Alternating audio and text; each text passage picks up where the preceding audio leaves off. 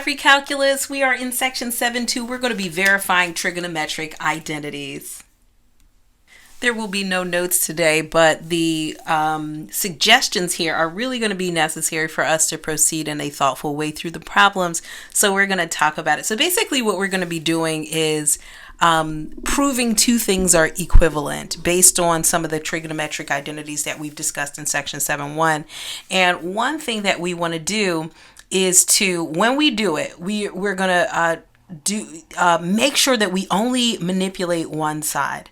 So we're not going to try to manipulate both sides of an equation when we start working with these. We're just going to manipulate one side to make it look like the other. And the suggestion here is to transform the more complicated side of the equation into the simpler side. Okay, and that'll make sense soon.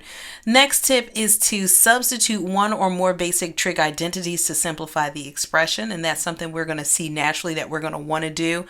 Also, we're going to factor, multiply, or simplify. So basically, this is reminding us that our algebra skills are at play. Multiply expressions by an expression equal to 1. So sometimes we can create what I sometimes call a gourmet or a tailored one for the situation. We can use that to simplify, and that's also another algebraic technique. And finally, express all trigonometric functions in terms of sine and cosine. So when all else fails, sometimes I'll tell students that we're just going to S and C it up, and you'll see what I mean in a minute. So we want to keep these things in mind as we go forward. And students always ask, why can't we mess with both sides? So if I were proving, let's say, that the sine over cosine is equal to tangent of theta, if we're talking about the same angle theta, why can't we just manipulate both sides of the equation? And the reason why you can't do that is because if we're trying to prove that they're equal, we can't do the thing what we do when we know something's equal. So the thing we do when we know that it's equal is we can add 3 to both sides. What we do to one side, we do to the other. But we don't really know that this is equal. So we're trying to prove that it's equal. So instead of doing that, we are going to just manipulate one side and use some identities to represent them. So I know that the tangent of theta is equal to the tangent of sine over theta, and sine over cosine rather, and therefore sine over cosine is equal to tangent of theta, and so therefore the identity checks. We only manipulate one side. All right, okay, I know I'm babbling. I'm gonna let us get into the first example. Let's do that. So let's go ahead and look at this first example. Verify that the secant squared of x minus tangent x cosine x is equal to tangent squared x. And if you're looking at this and you're like, what the what? What I would suggest you do is to go back to the work that we did in the last section and think about what side you want to manipulate, and think about the identities that we learned in the last section. And so what I like to start doing is saying, okay, do any of these identities come to mind when I look at just the trig functions that are in this problem? And what might come to mind is that 1 plus the tangent squared theta is equal to the secant squared theta. And that's an identity that we played around with last section. So as I look at this, I'm going to do some replacing. So I'm going to say, okay, let's go ahead, since secant squared is equal to 1 plus tangent squared, and we only have a tangent squared here, let me plug that in over here. So when I replace that 1 plus tangent squared x minus tangent x cotangent x, I'm going to look to see if things simplify. I don't have to keep writing tangent squared on this right side. I'm just going to continue manipulating this side. And so at this point, I see that maybe I could factor the tangent out at 2 terms, but let me simplify a little bit more. Tangent x times cotangent x really is going to leave me with this. Watch this. I'm going to end up with tangent x is going to give me just what it is, but cotangent x is 1 over tangent x, and therefore those guys cross out, and so I'm left with 1 plus tangent squared x minus 1, right? And these guys cancel out. 1 plus a negative 1 is just tangent squared x, and there I have it. I got what I wanted. I was able to verify the identity. All right. the gist of example 2 really begins with some students looking at at a particular drawing or at a particular diagram and saying that the length of this ladder is related to this angle. They come up with this equation, their teacher comes up with this equation, and we want to prove that they are equivalent to one another. So again, we're going to start with the more complicated side, and then we're going to hopefully simplify it down to the simpler looking side. So here's the rewrite of that information, and what I'm going to do, I'm going to choose a smaller pen so things can look a little bit neater. So remember when we talked about one method is not just to manipulate one side, but also to, I said, S and C it up. That means really basically, I like to remind students that it's really important to identify your variables. S refers to sine of theta, and C refers to the cosine of theta. And what I'm going to do is rewrite this side in terms of S and see if I can continue to work it so that I can make it look like the other side. So now I have 7S plus 5C over S times C. It makes my life a little bit easier, and now I'm going to see what I can do. So as I look at this as an algebraic expression, I see that the 7 and 5 have still remained, so I don't want to change that, but I'm going to separate this into two fractions. So 7S over SC plus 5C over SC. And immediately, if I was thinking algebraically, these guys are going to cancel out, and so what I'm left with is 7 over C plus 5 over S. And now I'm going to rewrite that as I should.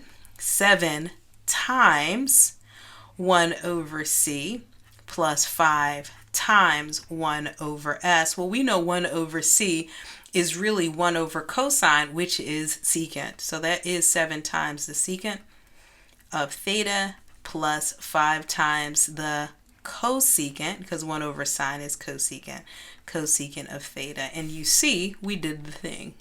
All right. So all of these were equivalent statements along the way, and now we get the same thing on both sides. So we've proven that relationship, we've proven that identity. In this next case, we are going to seemingly kind of go against our rule of only manipulating one side. Okay, yeah, we're going against the rule. So here's what we're going to do. We are going to manipulate both sides, but we'll do it independently. So we understand that they are not equivalent yet until we make them look the same. And so the best way to do that in this particular problem on this side, I'm going to just use S and C just to make my life a little bit easier. So you remember before, the sine of A in this case is going to be S, and the cosine of A is going to be C. And so when I rewrite it, I end up with C. I know that cosecant is 1 over S. So I have S over 1 over S plus C over, since secant is 1 over C or 1 over cosine, I'm going to put 1 over C. And then what happens on this side, I'm manipulating it independently. This becomes S squared, because S divided by 1 over S is S squared, plus C divided by 1 over C, which is C squared, right? Okay, so as soon as I see sine squared, this is of course sine squared plus cosine squared.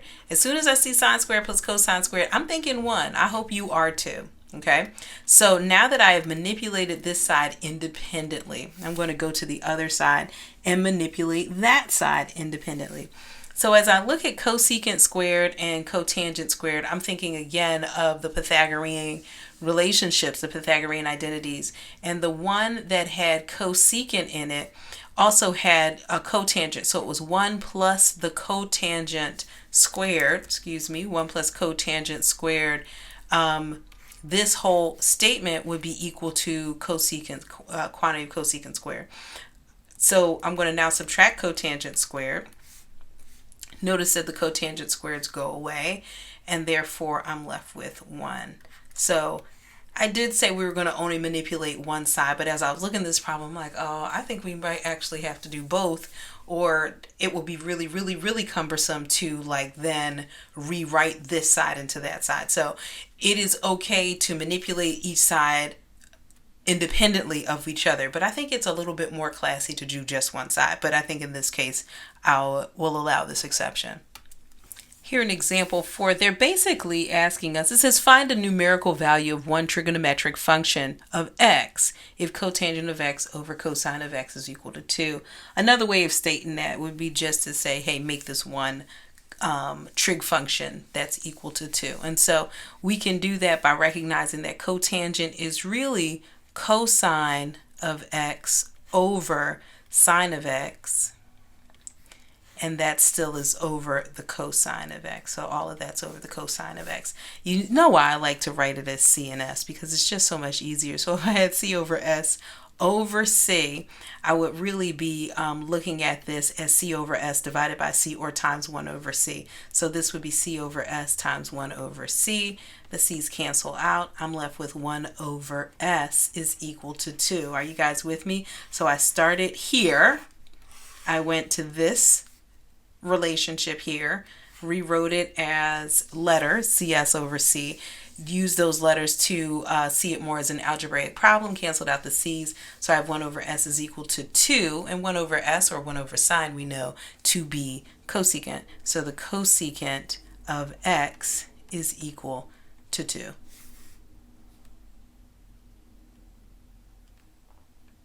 So that's really it for us with verifying trigonometric identities. I think that they can be really fun. This is probably one of the more exciting parts for me, just because I enjoy this kind of puzzle finding. So let me know how you feel about it, guys. Let me know if it is fun, if it is hateful, if it is the worst thing ever. And remember our little rules here, and also remember that try not to manipulate both sides, but if you have to, if you feel like it is beneficial, make sure that when you're manipulating both sides, you're doing it independent of the other, like we did in example 3. With that, I'm going to let you go. Take care, guys.